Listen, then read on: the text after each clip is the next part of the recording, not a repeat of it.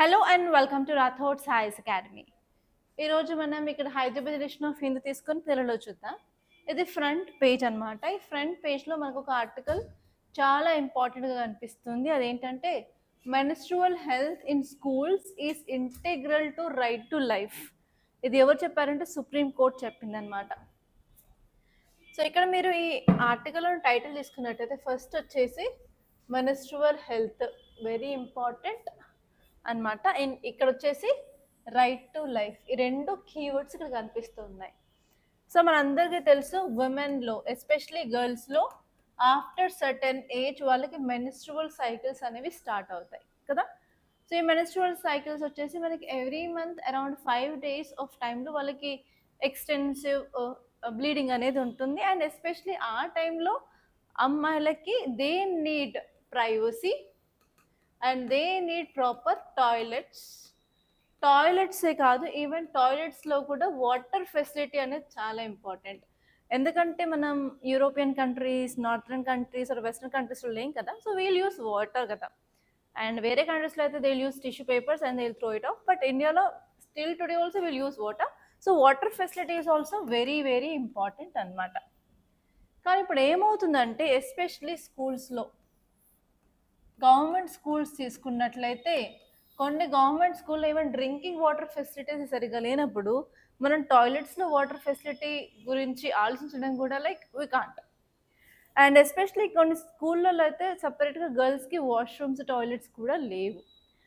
And దానివల్ల ఏమవుతుందంటే women girls ఆ ఏజ్లోకి వచ్చిన తర్వాత వాళ్ళకి మెన్స్ట్రువల్ సైకిల్స్ అనేవి స్టార్ట్ అయిన తర్వాత ఏమవుతుందంటే వాళ్ళు స్కూల్ నుంచి డ్రాప్ అవుట్ అవుతున్నారనమాట.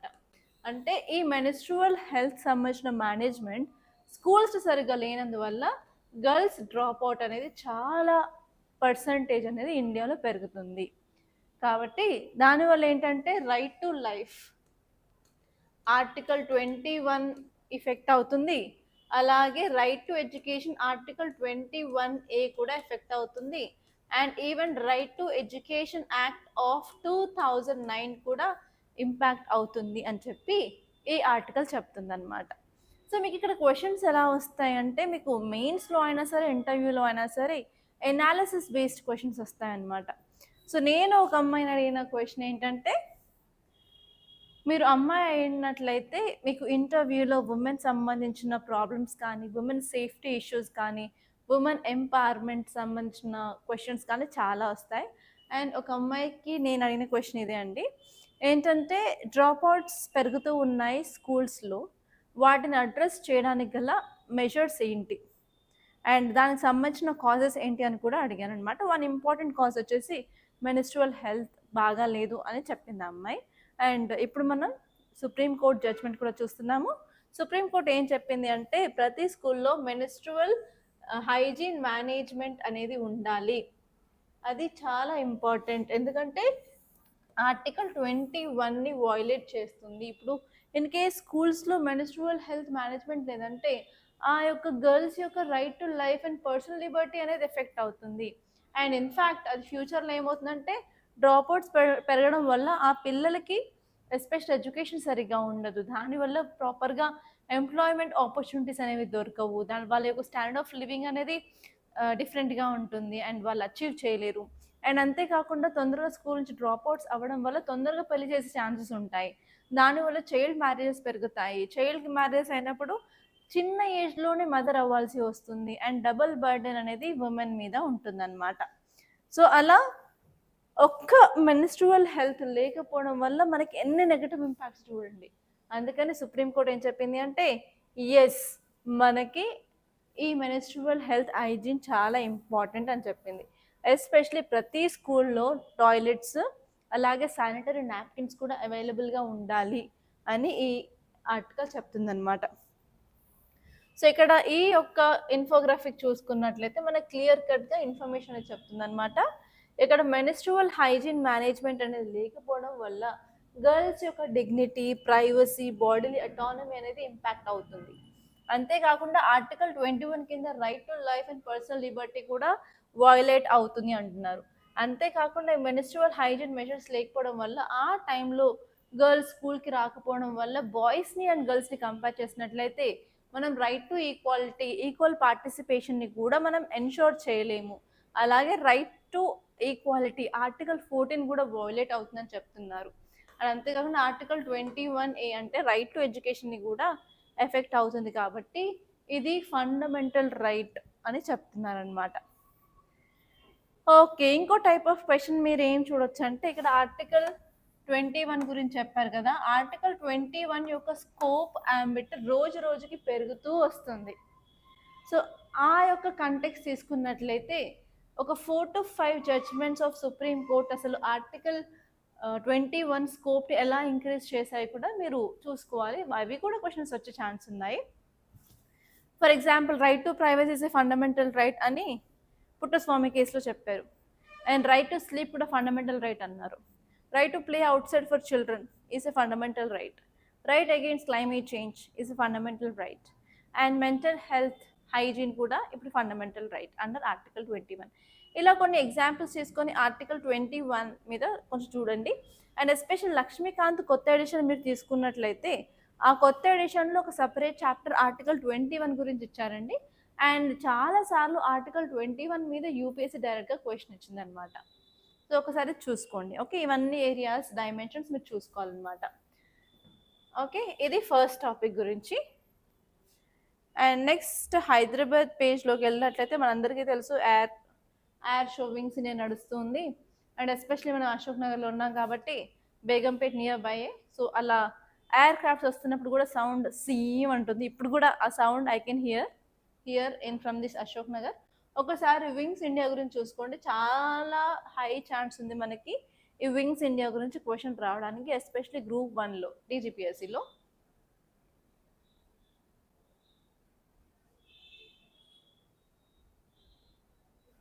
ఓకే, ఇక్కడ ఇంకో ఆర్టికల్ చూసుకున్నట్లయితే information commission completes key audit submits annual reports అని చెప్పింది అనమాట. సో ఈ ఆర్టికల్ ఏంటంటే తెలంగాణ స్టేట్ ఇన్ఫర్మేషన్ కమిషన్ ఇప్పుడు రిపోర్ట్ అనేది రిలీజ్ చేయడం జరిగింది అనమాట. ఈ రిపోర్ట్స్ వచ్చేసి మనకి గవర్నమెంట్కి ఫార్వర్డ్ చేయడం జరిగింది లెజిస్లేటివ్ అసెంబ్లీ నుంచి. ఓకే, ఇదేంటంటే అసలు ఇవేం చెప్తుందంటే ఓవరాల్గా మన తెలంగాణ స్టేట్లో ఇన్ఫర్మేషన్ డిసామినేషన్ సంబంధించిన పర్ఫార్మెన్స్ కొంచెం ఇంప్రూవ్ అయ్యింది అని చెప్తున్నారనమాట. అండ్ అంతేకాకుండా బ్యాక్లాగ్స్ని కూడా రెడ్యూస్ చేయడానికి కొంత ఇన్ఫ్రాస్ట్రక్చర్ డెవలప్మెంట్ కూడా స్టేట్ గవర్నమెంట్ చేయాలనుకుంటున్నారు అని చెప్పారు. సో ఇక్కడ మీరు చూడాల్సింది ఏంటంటే ఆర్టీఐ యాక్ట్ గురించి తీసుకురండి. ఆర్టీఐ యాక్ట్ వచ్చేసి 2005లో తీసుకొచ్చిన చట్టం అనమాట. అండ్ ఈ చట్టాన్ని ఎందుకు తీసుకురావడం జరిగింది అంటే మన యొక్క గవర్నమెంట్లోని ఫంక్షన్స్ ట్రాన్స్పరెంట్గా అండ్ అకౌంటబుల్గా ఉండడానికి. సో పీపుల్కి ఏవైనా సరే డేటా కావాలన్నప్పుడు వాళ్ళు డైరెక్ట్గా ఆర్టీఐ జస్ట్ 10 రూపాయలు కట్టేసి వాళ్ళు ఆర్టీఐని ఫైల్ చేసి దాని తర్వాత వాళ్ళకి కావాల్సిన ఇన్ఫర్మేషన్ మొత్తం వాళ్ళు తీసుకురావచ్చు అనమాట. ఇదే ఆర్టీఐ.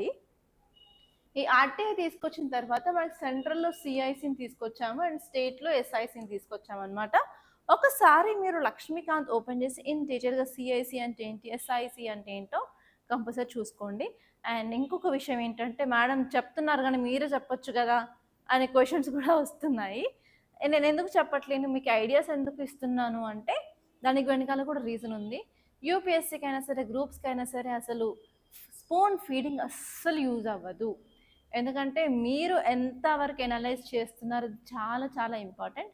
అండ్ ఈవెన్ నేను కూడా మీకు చెప్పాను, ఇంటర్వ్యూస్ చేసిన తర్వాత ఒక 5 minutes ప్యానల్ మెంబర్స్ మేము మాట్లాడుకుంటాం అసలు ఎక్కడ డౌన్ఫాల్స్ ఉన్నాయి, ఎక్కడ బాగుంది అండ్ ఎలాంటి సజెషన్స్ ఇవ్వాలని చెప్పి ప్రతి ఒక్కరం మా యొక్క రివ్యూని ఇక్కడ ఇస్తామన్నమాట. అప్పుడు వాళ్ళు చెప్పింది ఒకటే మాట, స్టూడెంట్స్కి కంటెంట్ అవైలబిలిటీ ఎక్కువగా ఉంది అండ్ డిఫరెంట్ ప్లాట్ఫామ్స్ చదువుతున్నారు రాస్తున్నారే తప్ప వాళ్ళకంటూ క్లారిటీ అనేది రావట్లేదు. అందుకని ఇంటర్వ్యూలో అడిగిన క్వశ్చన్స్కి ఆన్సర్ చేయలేకపోతున్నారు అనే క్వశ్చన్స్ రిపీటెడ్గా వస్తున్నాయి అన్నమాట. సో అందుకని మీరు ఏం చేయాలి అంటే మీరు స్పూన్ ఫీడింగ్ మానేసి జస్ట్ మీరు చదువుతూ ఉన్నట్లయితే మీకు కొంత ఐడియాస్ వస్తూ ఉంటాయి. అండ్ మిమ్మల్ని మీరు క్వశ్చన్ చేసుకోవడం కానీ ఎందుకు ఇలా ఉందని చెప్పి క్వశ్చన్స్ అనేవి మీరు రేస్ చేస్తేనే మీకు డీటెయిల్ అనాలిసిస్ పార్ట్ కానీ అసలు ఎందుకు ఉంది ఏంటని చెప్పి మీకు ఒక పర్స్పెక్టివ్, మీకు ఒక ఐడియా అనేది వస్తుందన్నమాట. ఆ ఐడియా చాలా చాలా ఇంపార్టెంట్ యూపీఎస్సీ క్లియర్ చేయడానికి. సో జస్ట్ బుక్లో ఉంది ఎవరో చెప్పిందని చెప్పి చదివి రాయడం కాదు, జస్ట్ మీరు కూడా వర్క్ చేయడానికి ట్రై చేయండి. అందుకని జస్ట్ ఇవి చూసి మీరు చేయండి అని చెప్తున్నాను అనమాట. సో మీరు లక్ష్మీకాంత్ ఓపెన్ చేసి సిఐసి గురించి ఎస్ఐసి గురించి ఓపెన్ చేసేసి అసలు ఎవరిని అనుకుంటారు and what is the process, అసలు ఎవరు మెంబర్స్, ఎలిజిబిలిటీ క్రైటీరియా ఏంటి, అసలు అపాయింట్మెంట్ ప్రాసెస్ ఏంటి, రిమూవల్ ప్రాసెస్ ఏంటి, వాళ్ళు చేసే పనులు ఏంటి, వాళ్ళకున్న ప్రాబ్లమ్స్ అంటే ఛాలెంజెస్ ఏంటి, ఎవ్రీథింగ్ ఒకసారి మీరు క్లియర్ కట్గా చూసుకున్నట్లయితే మీకు in detail idea and in depth knowledge అనేది వస్తుందన్నమాట. అండ్ ఈ పేజ్లో నాకు అంత ఇంపార్టెంట్ ఆర్టికల్స్ అయితే కూడా ఏం కనిపించలేదు. So let us move forward and డైరెక్ట్గా మనం ఎడిటోరియల్ పేజ్లోకి వెళ్ళొచ్చండి ఈరోజు. ఓకే, సో మనం ఈరోజు ఆర్టికల్స్ చూసినట్లయితే ఫస్ట్ ఆర్టికల్ చెప్పాను కదా మెన్స్ట్రువల్ హైజీన్ గురించి. అండ్ అది కాకుండా సెకండ్ ఇంపార్టెంట్ ఆర్టికల్ ఏంటంటే ED attaches fresh assets worth 5 crore rupees in case against late IAS officer. ఒక లేట్ ఐఏఎస్ ఆఫీసర్ మీద ఛార్జెస్ మీద అనలైజ్ చేస్తూ ఇన్వెస్టిగేషన్ చేస్తూ ఈడీ ఏం చేస్తుందంటే ఒక 5 crores అసెట్ని ఫ్రీజ్ చేయడం జరిగిందనమాట. సో ఇక్కడ మీరు చూసుకోవాల్సింది ఏంటంటే ఐఏఎస్ ఆఫీసర్ ఎవరు, ఏం చేస్తారు అదంతా కాకుండా జస్ట్ ఈడీ అంటే ఏంటో చూసుకోండి. ఎందుకంటే 2025లో యూపీఎస్సీ ప్రిలిమ్స్లో క్వశ్చన్ వచ్చింది. ఇలా డిఫరెంట్ ఆర్గనైజేషన్ తీసుకొని ఏ డిపార్ట్మెంట్ ఏ మినిస్ట్రీ కింద పనిచేస్తున్నారు, వాటి యొక్క రూల్స్ అండ్ రెస్పాన్సిబిలిటీస్ ఏంటి అని చెప్పి ఒక బాక్స్ ఫార్మాట్లో అయితే క్వశ్చన్ వచ్చిందండి. అందుకని ఈడీ గురించి తెలుసుకుంటే బాగుంటుంది. సో ఇక్కడ మీరు ఈడీ అంటే ఏంటంటే ఎన్ఫోర్స్మెంట్ డైరెక్టరేట్ అంటారు, లేకపోతే డైరెక్టర్ ఆఫ్ ఎన్ఫోర్స్మెంట్ అంటారు అనమాట. ఇది మన ఇండియాలో ఉన్న లా ఎన్ఫోర్స్మెంట్ ఏజెన్సీ. ఇది ఏం చేస్తుందంటే ఎకనామిక్ ఇంటెలిజెన్స్కి సంబంధించిన ఇన్వెస్టిగేషన్స్ అనేవి చేస్తుంది. అంటే ఫ్రాడ్ కేసెస్ కానివ్వండి, ఇండియాలో లోన్ తీసుకొని బయటికి వెళ్ళిపోయిన వాళ్ళ జాబితా కానివ్వండి, లేకపోతే ఇండియాలో కరప్షన్ చేస్తున్న వాళ్ళు కానివ్వండి, మనీ లాండరింగ్ చేస్తున్న లాంటి వాళ్ళ కేసెస్ కానివ్వండి, ఇవన్నీ ఇన్వెస్టిగేషన్ చేసే ఏజెన్సీని మన ఎన్ఫోర్స్మెంట్ డైరెక్టరేట్ అనమాట. ఇది ఎప్పుడు ఫామ్ అయింది అంటే అరౌండ్ 1956 అప్పుడు ఫామ్ అయింది అనమాట. అది అప్పుడు ఒక ఎన్ఫోర్స్మెంట్ యూనిట్ మాత్రమే. సో అప్పుడు ఆ టైంలో లాస్ వయలేషన్స్కి సంబంధించిన ఫారెన్ ఎక్స్చేంజ్ రెగ్యులేషన్ యాక్ట్ సంబంధించిన కేసు అనేవి తీసుకునేది. దాని తర్వాత ఇప్పుడు దాని స్కోప్ వచ్చేసి ఇంకా వైడన్ అవుతూనే ఉందన్నమాట. సో ఇది వచ్చేసి మినిస్ట్రీ ఆఫ్ ఫినాన్స్ కింద ఉన్న డిపార్ట్మెంట్ ఆఫ్ రెవెన్యూ కింద వర్క్ చేస్తూ ఉంటుందన్నమాట. సో ఈ ఈడీకి వచ్చే పవర్స్ అన్నీ కొన్ని లాస్ ప్రకారం వస్తాయన్నమాట. ఆ లాస్ యాక్ట్స్ ఏంటంటే FEMA foreign exchange management act, అలాగే PMLA prevention of money laundering act, next వచ్చేసి ఫ్యూగిటివ్ ఎకనామిక్ అఫెండర్స్ యాక్ట్. సో ఈ యాక్ట్ ద్వారా ఈ యొక్క ఈడీకి పవర్ అనేది వస్తుంది అనమాట. అండ్ నెక్స్ట్ ఆర్టికల్ చూసుకున్నట్లయితే ఇక్కడ నాకు ఒక ఇమేజ్ కనిపించింది. ఆ ఇమేజ్ చూసుకున్నట్లయితే ఇక్కడ దట్టమైన అడవులు ఉన్నాయి, ఆ పొగ కనిపిస్తుంది కదా. సో ఈ టాపిక్ వచ్చేసి ఫారెస్ట్ ఫైర్ గురించి మాట్లాడుతుంది అనమాట ఈ ఇమేజ్. ఇప్పుడు మనం ఫారెస్ట్ ఫైర్స్ గురించి చూసుకున్నట్లయితే రీసెంట్గా మనం ఉత్తరాఖండ్లో వ్యాలీ ఆఫ్ ఫ్లవర్స్లో కూడా ఫారెస్ట్ ఫైర్ వచ్చిందని చూసాం కదా. ఇది వచ్చేసి అరుణాచల్ ప్రదేశ్లో ఉన్న లోహిత్ వ్యాలీకి సంబంధించి కూడా ఇప్పుడు ఫారెస్ట్ ఫైర్ అనేది న్యూస్లో ఉంది. సో ఇక్కడ మీకు ఎలాంటి క్వశ్చన్స్ ఛాన్స్ ఉందంటే ఒక సైడ్ స్టేట్ ఇవ్వచ్చు, ఒక సైడ్ వ్యాలీస్ ఇవ్వచ్చు అనమాట. ఇచ్చి ఏ పేరు కరెక్ట్గా మ్యాచ్ అయింది, ఏ పేరు ఇన్కరెక్ట్గా ఉంది అని అడిగే ఛాన్స్ ఉంది. అండ్ నెక్స్ట్ వచ్చేసి ఫారెస్ట్ ఫైర్స్ కాబట్టి మన జాగ్రఫీలో న్యాచురల్ వెజిటేషన్ అనే టాపిక్ ఉంటుంది. ఈ టాపిక్ నుంచి ప్రతి సంవత్సరం 1 or 2 క్వశ్చన్స్ వస్తూనే ఉంటాయన్నమాట. అండ్ ఇక్కడ న్యాచురల్ వెజిటేషన్లో మనం డిఫరెంట్ టైప్స్ ఆఫ్ ఫారెస్ట్ గురించి చూస్తాము. For example ever green forest అంటారు, డిసిడియస్ ఫారెస్ట్ అంటారు, మౌంటైన్ ఫారెస్ట్ అంటారు, డెజర్ట్ ఫారెస్ట్ అంటారు. సో అలా డిఫరెంట్ కైండ్స్ ఆఫ్ ఫారెస్ట్లు. అండ్ అక్కడ రెయిన్ఫాల్ ఎంత ఉంటుంది, టెంపరేచర్ ఎంత ఉంటుంది, అక్కడ ఉండే ఫ్లోరా ఏంటి, ఫానా ఏంటి, అవన్నిటి మీద క్వశ్చన్స్ ఛాన్స్ ఉంది. ఒకసారి క్లియర్గా చూడండి. సో ఈసారి ఇప్పుడు ఫారెస్ట్ ఫైర్ వచ్చేవి ఎక్కడ అంటే మౌంటైన్ ఫారెస్ట్, వీటిని ఆల్పైన్ ఫారెస్ట్ అని కూడా అంటారు. ఈ ఆల్పైన్ ఫారెస్ట్ గురించి క్లియర్గా చూసుకోండి. దాంతోపాటు ఎవర్ గ్రీన్ ఫారెస్ట్ మీద కూడా క్వశ్చన్ వచ్చే ఛాన్స్ ఉంది ఈసారి. ఎందుకంటే గ్రేట్ నికోబార్ ప్రాజెక్ట్ దాని యొక్క కాంట్రవర్సీ అంతా న్యూస్లో ఉంది కదా. సో ఈ 2 ఫారెస్ట్ల మీద ఈసారి గట్టిగా ఫోకస్ చేయండి. సో ఇక్కడ ఈ టాపిక్ వచ్చేసి ఏంటంటే ఇది రెడ్ కలర్ కనిపిస్తుంది కదా, ఇదేంటంటే దీన్ని హెలీ బకెట్ అంటారనమాట. ఒక హెలీ బకెట్ని యూజ్ చేసుకొని ఇండియన్ ఎయిర్ ఫోర్స్ వారు హెలికాప్టర్ నుంచి వాటర్ని పోసేసి మంటల్ని ఆర్పడానికి ట్రై చేస్తున్నారనమాట. ఓకే, ఇక్కడ చూసినట్లయితే మనకి అరుణాచల్ ప్రదేశ్ అంటున్నాము, ఇంతకుముందే ఉత్తరాఖండ్ అంటున్నాం. అంటే స్టేట్లో వచ్చిన ఫారెస్ట్ ఫైర్ని స్టేట్ గవర్నమెంటే దాన్ని అడ్రస్ చేయొచ్చు కదా, కానీ ఇప్పుడు ఇండియన్ ఎయిర్ ఫోర్స్ ఎందుకు ఎంటర్ అయింది అనే క్వశ్చన్ మీకు రావచ్చు. సో ఇక్కడ మేజర్ రీజన్ వచ్చేసి ఇక్కడ ఉన్న ఫారెస్ట్ ఏంటంటే హిమాలయన్ రీజన్ కదా, సో హైట్ అనేది చాలా ఎక్కువగా ఉంటుంది అండ్ స్లోప్స్ వచ్చేసి చాలా స్టీప్ స్లోప్స్ ఉంటాయి. అండ్ ఇక్కడ ఉన్న ఫారెస్ట్ ఆల్పైన్ ఫారెస్ట్ అనమాట. ఇక్కడున్న flora and fauna is very difficult and different. కాబట్టి ఏంటంటే మనం హ్యూమన్ ఇంటర్వెన్షన్ వల్ల అక్కడున్న బయోడైవర్సిటీ కానీ అక్కడున్న ఎన్వైరన్మెంట్కి కూడా కొన్ని హార్మ్ కలిగే ఛాన్సెస్ ఉంది. కాబట్టి దాన్ని అడ్రస్ చేయడానికి మనం హ్యూమన్ ఇంటర్వెన్షన్ లేకుండా ఇండియన్ ఎయిర్ ఫోర్స్ యొక్క హెల్ప్ తీసుకొని వాళ్ళ హెలికాప్టర్స్ యూజ్ చేసి మనం ఇక్కడ రెయిన్ కాల్స్ చేయడం కానీ ఇలా హెలి బకెట్స్ యూజ్ చేసుకొని వాటర్ పోయడం కానీ ఇలాంటివి చేస్తున్నాం అనమాట. అండ్ అంతేకాదు హిమాలయాస్ ఎలా ఫామ్ అయ్యాయంటే ఇండియన్ ప్లేట్ అండ్ యూరేషియన్ ప్లేట్ని గుద్దుకోవడం వల్ల అయ్యాయి కదా. అండ్ ఇక్కడ ఉన్నవన్నీ సెడిమెంటరీ రాక్స్ అనమాట. అండ్ ఈ రీజన్ ఎకనామిక్ ఎన్వైరన్మెంటల్ కూడా చాలా ఇన్స్టేబుల్ రీజన్. సో మనకి ఎక్కువ ల్యాండ్ స్లైడ్స్ అవలాంచెస్ అవుతూ ఉంటాయి. కాబట్టి ఆ భయానికి మనం ఇప్పుడు ఎయిర్ ఫోర్స్ యొక్క హెల్ప్ తీసుకొని ఇక్కడ మంటల్ని ఆర్పడానికి ట్రై చేస్తున్నాం అనమాట.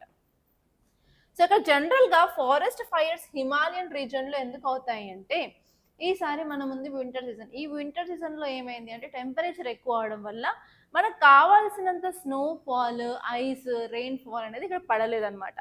దానివల్ల ఏంటంటే ఏరియా మొత్తం డ్రైగా ఉండడం వల్ల డ్రై ట్విగ్స్, డ్రై బ్రాంచెస్ గాలి వచ్చినప్పుడు ఇలా ఇలా ఒకటి రాసుకొని ఏమవుతుందంటే మంట అనేది పుడుతుందన్నమాట. సో దానివల్ల ఈ యొక్క ఫారెస్ట్ ఫైర్స్ వచ్చాయంటున్నారు. అంతేకాకుండా హ్యూమన్ యాక్టివిటీస్ కూడా కొంత కారణమే అంటున్నారు.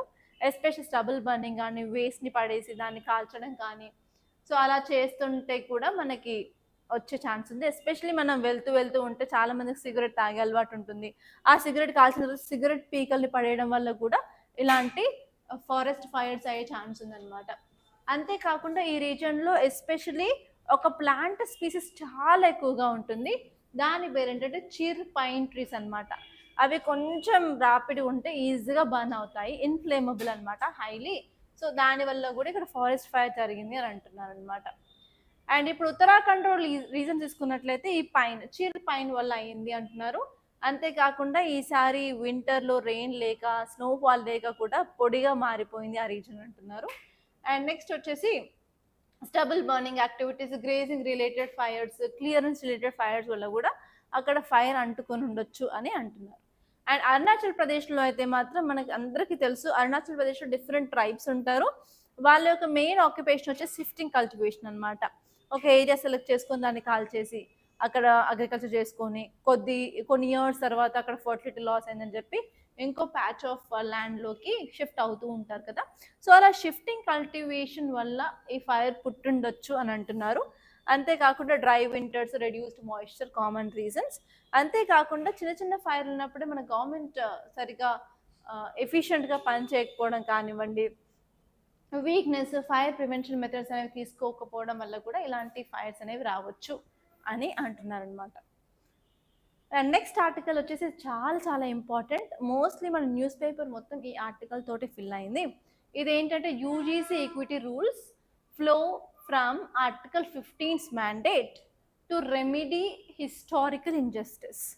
ఈ ఆర్టికల్ అర్థం కావాలి అంటే ఫస్ట్ ఆఫ్ ఆల్ మనం ఈ ఆర్టికల్లో ఉన్న కీవర్డ్స్ని ఐడెంటిఫై చేయాలి. ఫస్ట్ వచ్చేసి యూజీసీ ఈక్విటీ రూల్స్ అంటున్నారు, అండ్ నెక్స్ట్ ఆర్టికల్ 15 అంటున్నారు, నెక్స్ట్ హిస్టారికల్ ఇంజస్టిస్ అంటున్నారు. హిస్టారికల్ ఇంజస్టిస్ అంటే ఏం లేదు, హిస్టరీ నుంచే, ఏన్షియంట్ హిస్టరీ, మెడివల్ హిస్టరీ, ఆ టైం నుంచి ఇన్జస్టిస్ అనేది ఉంది మన సొసైటీలో అంటున్నారు. దీనికి ఎగ్జాంపుల్ వచ్చేసి ఎస్సీ అండ్ ఎస్టీ కమ్యూనిటీస్ వాళ్ళు వలరబుల్ గ్రూప్స్ అనమాట. హిస్టరీ నుంచే వాళ్ళకి ఇంజస్టిస్ అనేది జరుగుతుంది. సో మనం ఆ హిస్టరీ మనం ట్రేస్ చేసినట్లయితే వేదిక్ పీరియడ్లో, early Vedic period, later Vedic పీరియడ్లో ఏంటంటే కాస్ట్ సిస్టమ్ అనేది పుట్టుకొని వచ్చిందనమాట. అప్పుడు మనకు బ్రాహ్మణ్, క్షత్రియాస్, వైశ్యాస్, శూద్రాస్ ఉండేవాళ్ళు. ఇప్పుడు బ్రాహ్మణ్స్ వచ్చేసి తల నుంచి, బ్రహ్మ యొక్క తల నుంచి వచ్చారంటారు. క్షత్రియాస్ వచ్చేసి భుజాల నుంచి వచ్చారంటారు. ఈ యొక్క వైశ్యాస్ వచ్చి తొడల నుంచి వచ్చారంటారు. శూద్రాస్ వచ్చేసి పాదాల నుంచి వచ్చారంటారు.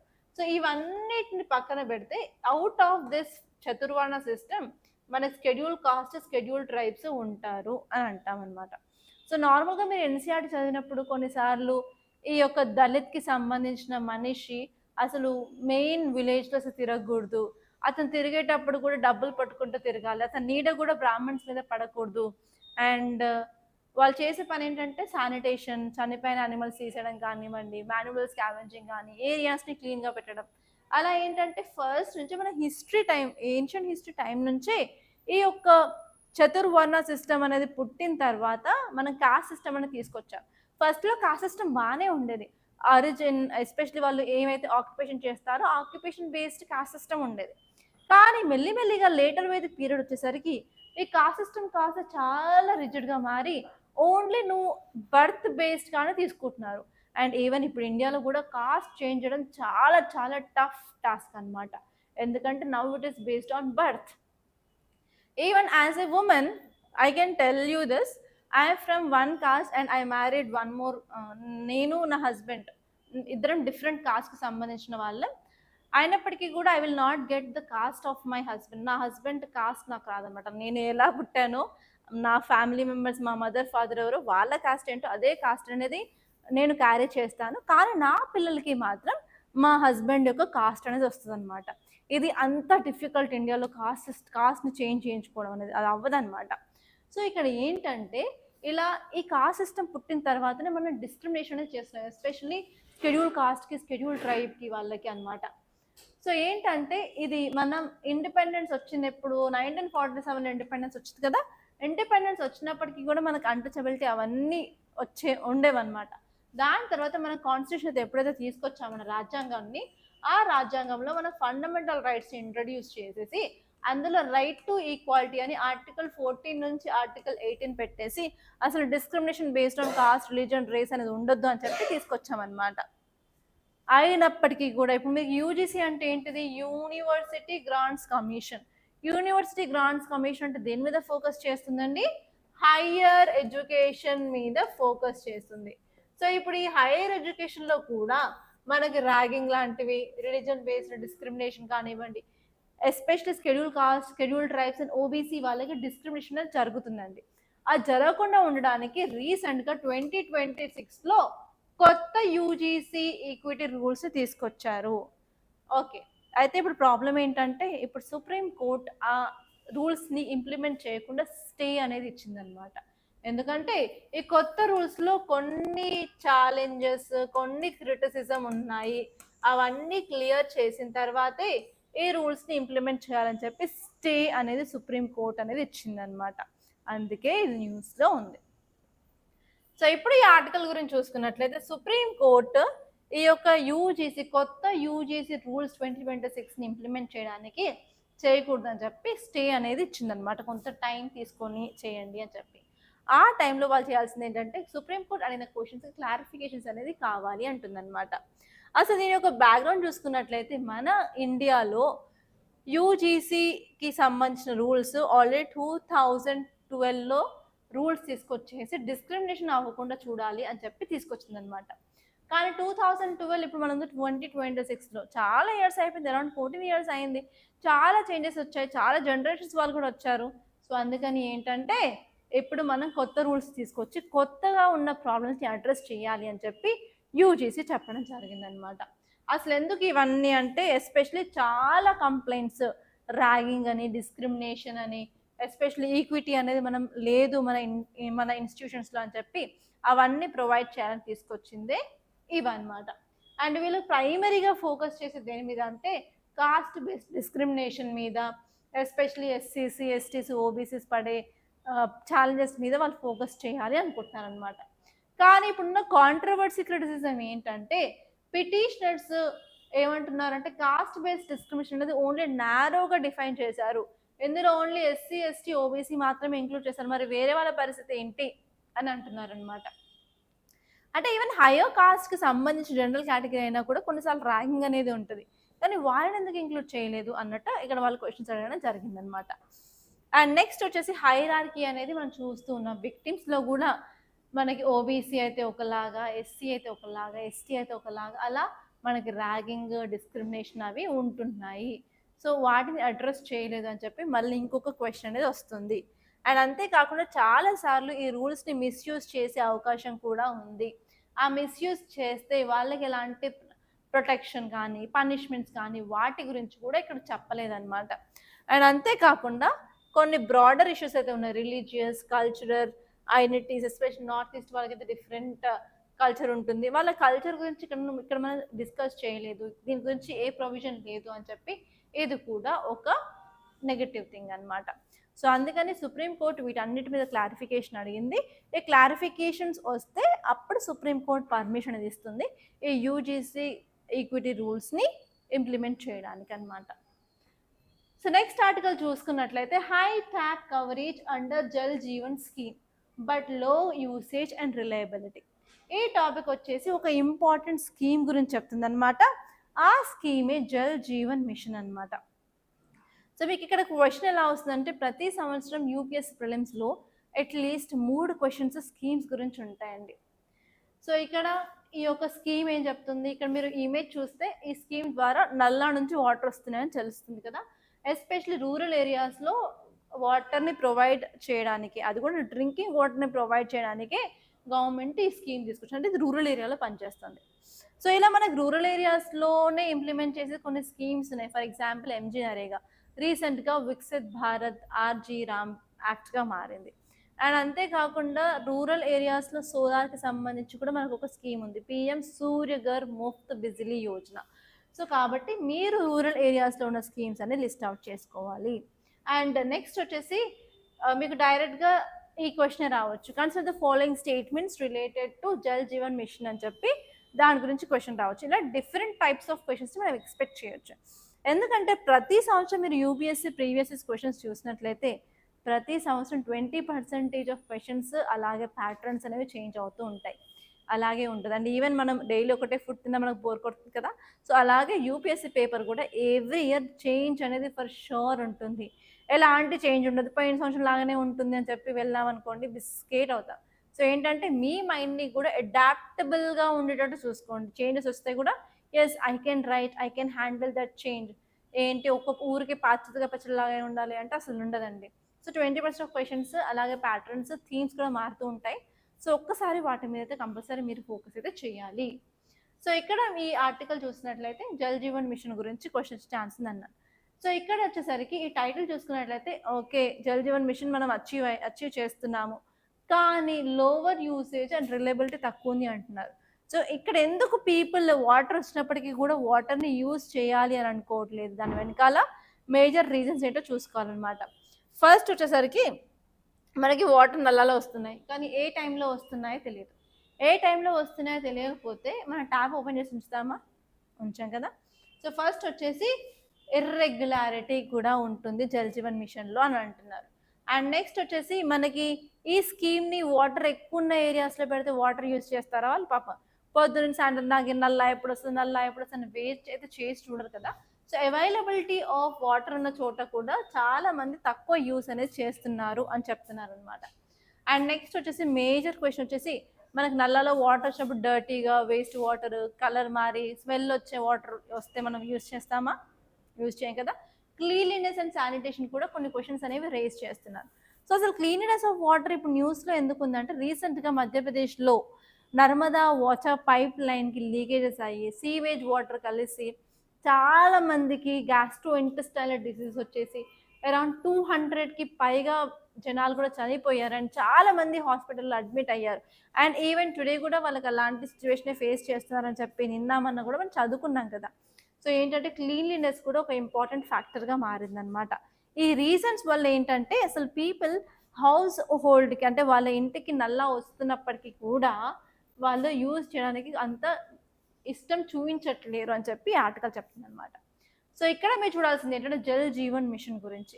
ఈ జల్ జీవన్ మిషన్ స్కీమ్ అనేది 2019లో తీసుకొచ్చారు. అండ్ ఈ స్కీమ్లో ప్రతి రూరల్ ఏరియాలో ఉన్న హౌస్కి ట్యాప్ ద్వారా డ్రింకింగ్ వాటర్ని ప్రొవైడ్ చేస్తారనమాట.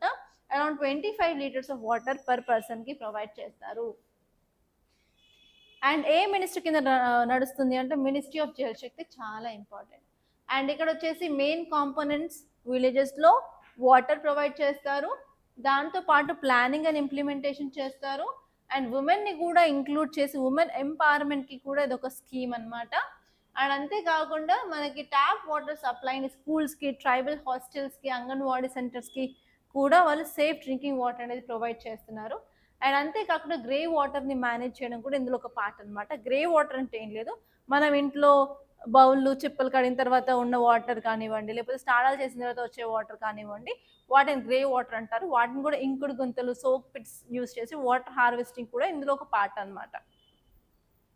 ఓకే. అండ్ అంతేకాకుండా మనం గ్రౌండ్ వాటర్ రీచార్జ్ కూడా ఫోకస్ చేస్తున్నాము. వాటర్ కన్జర్వేషన్ మీద కూడా ఫోకస్ చేస్తున్నాం. అండ్ డ్రింకింగ్ వాటర్ కాబట్టి వాటర్ బార్న్ డిసీజెస్ని కూడా కంట్రోల్ చేయడానికి ఈ స్కీమ్ చాలా ఇంపార్టెంట్ మేజర్ రోల్ ప్లే చేస్తుంది అనమాట. అండ్ ఈ స్కీమ్ వచ్చేసి సెంట్రల్లీ స్పాన్సర్డ్ స్కీమ్. మన స్కీమ్లో 2 రకాలు ఉంటాయండి. ఒకటి సెంట్రల్ సెక్టార్ స్కీమ్, ఒకటి centrally sponsored scheme. Central sector scheme అంటే 100% ఫండ్స్ అనేవి సెంట్రల్ గవర్నమెంట్ ఇస్తుంది. సెంట్రల్లీ స్పాన్సర్డ్ స్కీమ్ అంటే సెంట్రల్ గవర్నమెంట్ కొంత అమౌంట్ ఇస్తుంది, అలాగే స్టేట్ గవర్నమెంట్ కొంత అమౌంట్ని భరించాల్సి వస్తుంది అనమాట. ఈ 2 స్కీమ్స్ గురించి డిఫరెన్స్ బేస్డ్ క్వశ్చన్ 2019లో అడిగారండి. ఒకసారి మీరు చూసుకోవచ్చు, PYQ of centrally sector scheme and centrally sponsored scheme in prelims. అందుకని ఆ స్కీమ్స్ ఏంటో కూడా మీకు తెలియాలి. అండ్ ఇక్కడ వచ్చేసి ఈ ఫండింగ్ ప్యాటర్న్ నార్మల్గా స్టేట్స్కి అండ్ సెంట్రల్కి 50:50 అంటే 50% స్టేట్ గవర్నమెంట్ ఇస్తే 50% సెంట్రల్ గవర్నమెంట్ ఇద్దరు కలిసి షేర్ చేసుకుంటారు. అండ్ నార్త్ ఈస్టర్న్ స్టేట్లో అండ్ హిమాలయన్ స్టేట్లో 90% సెంట్రల్ గవర్నమెంట్ ఇస్తే 10% స్టేట్స్ అనేవి పెట్టుకుంటాయి. అండ్ యూటీస్లో అయితే 100% ఫండ్ సెంట్రల్ గవర్నమెంటే ఇస్తుంది అనమాట. సో ఇది funding pattern. And next article వచ్చేసి green steel can shape India's climate goals trajectory. So ఇక్కడ మీరు ఫోకస్ చేయాల్సింది గ్రీన్ స్టీల్ అనమాట. సో రీసెంట్గా మనం India European union trade agreement గురించి కూడా చదివాం. అందులో ఒక ఛాలెంజ్ ఏంటంటే కార్బన్ ట్యాక్స్ అనేది ఇంపోజ్ చేస్తుంది యూరోపియన్ యూనియన్ అనుకున్నాం కదా. అసలు కార్బన్ ట్యాక్స్ అంటే ఏంటంటే, ఫర్ ఎగ్జాంపుల్ మనకి స్టీల్ ఇండస్ట్రీ కానీ, ఐరన్ ఇండస్ట్రీ కానీ, అల్యూమినియం ఇండస్ట్రీ కానీ అవి ఎక్కువ అమౌంట్ ఆఫ్ కార్బన్ డైఆక్సైడ్ని అట్మాస్ఫియర్లో రిలీజ్ చేస్తే అదేమవుతుంది, క్లైమేట్ చేంజ్ అవుతుంది కదా. ఇలాంటి క్లైమేట్ చేంజ్కి సంబంధించిన ఇండస్ట్రీస్ మీద వాళ్ళు కొంత ట్యాక్స్ అనేది ఇంపోజ్ చేస్తారు. దాన్నే వాళ్ళు కార్బన్ ట్యాక్స్ అని అంటున్నారనమాట. సో అయితే యూరోపియన్ యూనియన్ ఏం చెప్పింది అంటే, ఇండియా నుంచి వచ్చే కార్బన్ ట్యాక్స్ రిలేటెడ్ గూడ్స్ని మేము ఇక్కడ ఫ్రీ ట్రేడ్ అగ్రిమెంట్లో ఇంక్లూడ్ చేయలేము అని చెప్పి క్లియర్గా చెప్పారు. దానివల్ల steel, aluminium, iron industries out of FTA ఉన్నాయి అని చదువుకున్నాం కదా. సో ఏంటంటే ఇప్పుడు ఈ స్టీల్ సెక్టార్ అనేది 12% of carbon dioxide emissions in ఇండియాకి కారణం అన్నమాట.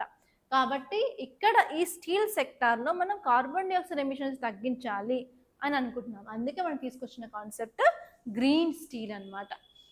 అసలు గ్రీన్ స్టీల్ అంటే ఏం లేదంటే, steel produced by using low carbon technologies and peace are use that it is essential for India యొక్క ఎయిమ్స్ని, డీకార్బనైజేషన్ ఎయిమ్స్ని అచీవ్ అవ్వాలంటే ఈ యొక్క గ్రీన్ స్టీల్ అనేది చాలా ఇంపార్టెంట్ అని చెప్తుంది. దానికోసమే మన ఇండియాలో ఉన్న స్టీల్ కంపెనీస్, ఫర్ ఎగ్జాంపుల్ మీ అందరికి తెలిసే ఉంటుంది టాటా స్టీల్ కంపెనీ, అదేం చేస్తుంటే హైడ్రోజన్ ఇంజెక్షన్ పాయిలెట్స్ని, అలాగే రెన్యూవబుల్ పవర్ అగ్రిమెంట్స్ చేసుకుంటుంది. అలాగే JSW steel and JSPL steel కూడా గ్రీన్ హైడ్రోజన్ ఇంటిగ్రేషన్ చేసుకుంటుంది. అండ్ సెయిల్ అందరికీ తెలిసే ఉంటుంది, సెయిల్ ఏం చేస్తుంటే ఫర్నెస్ మోడర్నైజేషన్ చేస్తుంది. ఇలా చేయడం వల్ల మనం స్టీల్ సెక్టార్లో నుంచి రిలీజ్ చేసే కార్బన్ డైఆక్సైడ్ని కొంచెం తగ్గించడానికి యూస్ఫుల్గా ఉంటుంది.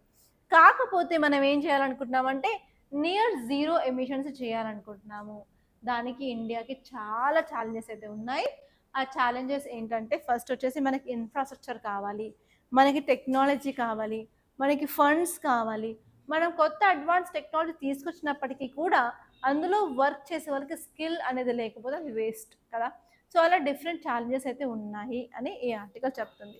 అసలు గ్రీన్ స్టీల్ మీద మనం ఫోకస్ చేయడానికి రీజన్ ఏంటంటే, మన కార్బన్ ఇంటెన్సివ్ ఇన్ఫ్రాస్ట్రక్చర్ని తీసేసి మనం తక్కువ అమౌంట్ ఆఫ్ కార్బన్ డైఆక్సైడ్ని రిలీజ్ చేయాలనుకుంటున్నాం. దానివల్ల ఇండియా యొక్క ఎకనామీ కూడా బూస్ట్ అవుతుంది, ఇండియా యొక్క ఎన్వైర్న్మెంట్ రిలేటెడ్ గోల్స్ని కూడా మనం అచీవ్ చేయొచ్చు అని చెప్తున్నారు. దానివల్ల ఎస్పెషల్ ఇన్ఫ్రాస్ట్రక్చర్ డెవలప్మెంట్ అవుతుంది, మన ఇన్వెస్ట్మెంట్స్ తీసుకురావచ్చు, టెక్నాలజీని తీసుకురావచ్చు అని అంటున్నారు అనమాట. అంతకుమించి ఇంకేం లేదు. ఓకే, సో ఈరోజు క్వశ్చన్ చూసుకున్నట్లయితే ఫస్ట్ వచ్చేసి which of the following statements is correct regarding Jal Jeevan mission. ఇక్కడ ఏబిసి డైరెక్ట్ ఆప్షన్స్ ఇచ్చాను. ఫస్ట్ వచ్చేసి it aims to provide 100 litres of drinking water per capita per day to urban households by 2024. And option B వచ్చేసి it is a centrally sponsored scheme launched in 2019 to ensure functional household tap connections for all rural households. Option C వచ్చేసి it is implemented by Ministry of Environment, Forest and Climate Change. Option D వచ్చేసి the mission targets has been extended to 2030. So అలా answer మీకు ఏమనుకుంటున్నారో ఆన్సర్ని compulsory post అయితే చేయండి. And రేపటి క్లాస్లో అసలు ఎవరు కరెక్ట్ ఆన్సర్ ఇచ్చారో వాళ్ళ నేమ్స్ నేను చదవాలనుకుంటున్నారు, ఎందుకంటే సో దట్ మీకు నాకు ఒక రిలేషన్ అనేది బిల్డ్ అవుతుంది కాబట్టి. సో కంపల్సరీ ఆన్సర్ని ఎవరైతే కమెంట్ బాక్స్లో కరెక్ట్గా చెప్తారో వాళ్ళ నేమ్స్ రేపు నేను క్లాస్లో చెప్తాను అనమాట. ఓకే, అండ్ నెక్స్ట్ క్వశ్చన్ వచ్చేసి consider the following statements about ED enforcement directorate గురించి question. It was established in 1956 as an enforcement unit under Department of Economic Affairs. And statement second వచ్చేసి it is headed by director and has powers to attach properties under PMLA. And next వచ్చేసి the ED also enforces the Fugitive Economic Offenders Act 2018. So ఇందులో ఏ statements correct ఆన్సర్లో చెప్పండి. And by this and concluding guys, thank you so much for watching. And మీకు కనుక ఈ class నచ్చినట్లయితే like చేయండి, share చేయండి. And మీరు కనుక యూపీఎస్సీ ప్రిపరేషన్ స్టార్ట్ చేయాలనుకున్నట్లయితే మన దగ్గర GS prelims cum mains foundation course అనేది కొత్త బ్యాచ్ స్టార్ట్ అవుతుంది.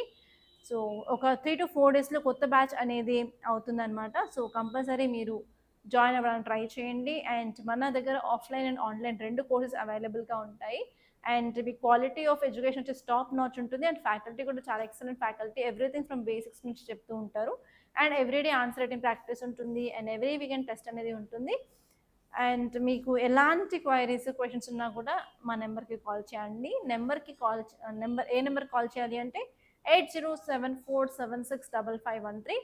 అండ్ అలాగే మీరు డైరెక్ట్గా ఇన్స్టిట్యూట్కి వచ్చి చూస్తాను, నాతో మాట్లాడుతానన్నా కూడా I'm available in institute. Morning around 8:30 నుంచి ఈవినింగ్ అరౌండ్ 7:38 వరకు నేను ఇక్కడే ఉంటాను. So you can come and you can meet me. అంతేకాకుండా లైక్ మన అకాడమీ ఎక్కడ ఉంటుంది ఆ డీటెయిల్స్ కూడా నేను చెప్తాను. హైదరాబాద్లో అశోక్ నగర్ చాలా ఫేమస్ అండి. అశోక్ నగర్లో వికాస్ బుక్ సెంటర్ అని అడిగితే ఎవరైనా చెప్తారు. ఆ వికాస్ బుక్ సెంటర్ పైన సెకండ్ అండ్ థర్డ్ ఫ్లోర్లో మన ఇన్స్టిట్యూట్ అనేది ఉంటుంది. So you can come and you can directly meet me అండి. Thank you so much and I wish you all the best.